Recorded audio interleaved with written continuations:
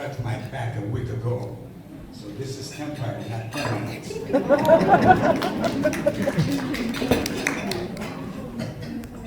You know, everything we've done in this estate is with the help of Norman Page and Twana. So thank you. So thank you, Norma. We appreciate it.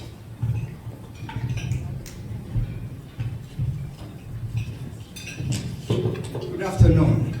Good afternoon. First, on behalf of Janice and I, would like to take a moment to thank everyone for being here to support these four incredible African-American women. Thank you, Dee. Thank you to the Urban Spectrum, and thank all the volunteers in this room today. We cannot accomplish our work or our goals without the help of one another. Let me first start with a quote from Amalfi, Parker, Elder, and Patrice Tallery. Quote, "We like to acknowledge the many ways that Black women have had to create space themselves when no one else was interested in prioritizing the unique existence in American society. We also want to acknowledge the ongoing plight of Black women experiencing gender-based violence, navigating how to overcome invisibility, as well as sexism, racism, and the other forms of oppression that they experience." Unquote. Black women never stop fighting. In the last presidential election, I saw some statistic of the voting outcomes.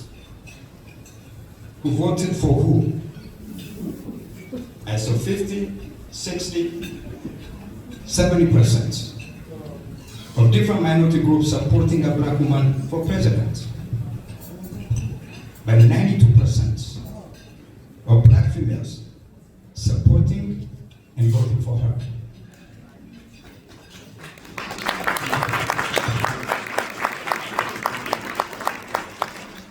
That doesn't mean they agree with all of her policies, but Black women always see the big picture. In my opinion, living in the United States for over 53 years, no one has fought, struggled, or sacrificed consistently for hundreds of years more than Black women in America.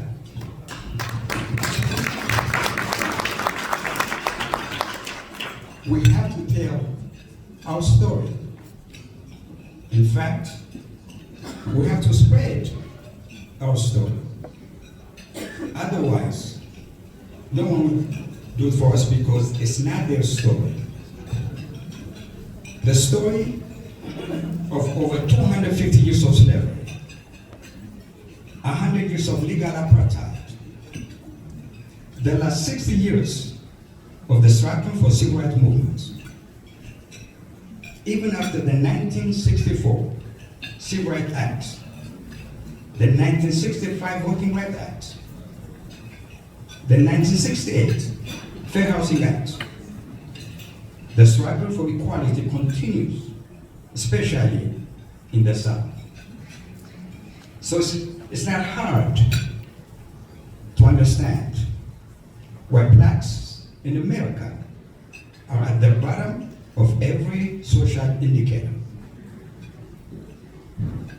We have been excluded from voting, owning property, university admissions, Black loans, bank loans, on business, and on and on.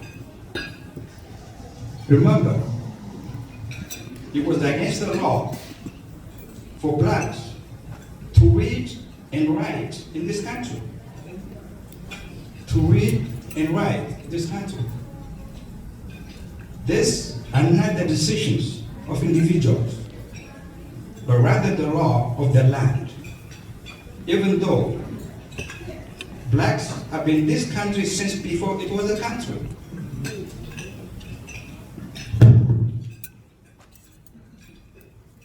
What it means is that over 400 years of mistreatment, discrimination, inequality, and lack of opportunity placed upon blacks in America as part of US law would have this effect on any group put in the same situation. So it's not the race or the color, but the conditions that were being made to live through.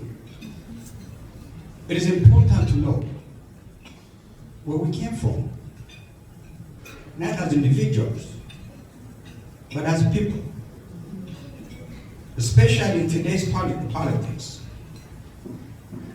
when they want the children of America to grow up not knowing the history of Black America,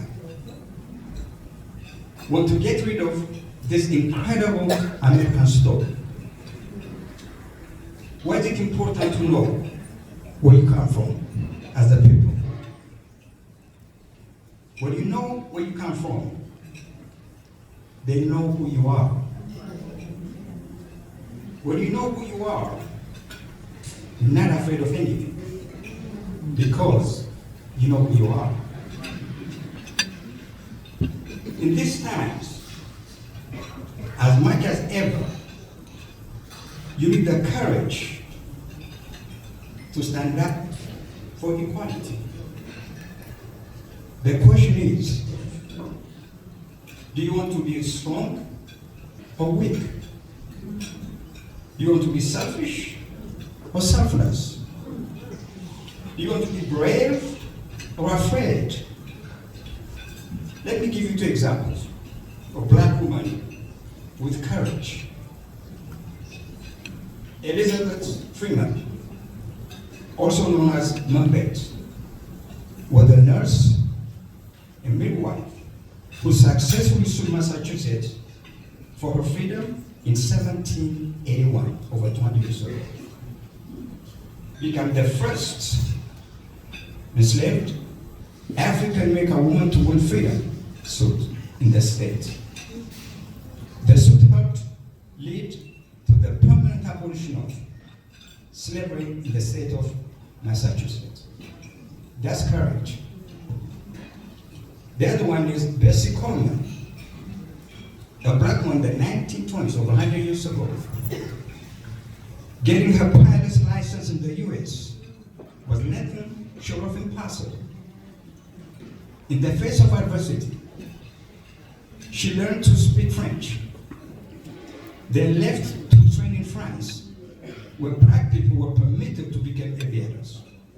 Within 7 months, Coleman officially became a pilot, making her the first Black woman to do so. That's courage. Black women never stop fighting.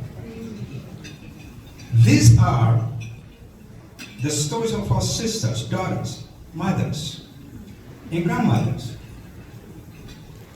Their stories are our stories too, which we always have to be proud of. I know they will continue the fight for equality because they know that no country can claim full democracy until it has allowed all citizens full human rights. Today, that's why we're celebrating the stories of these 4 courageous Black women. Once more, I would like to thank you all for being here and joining for the Denver Bar Spectrum. Stories of tribulation, courage, and triumph. Black women never stop fighting. Thank you.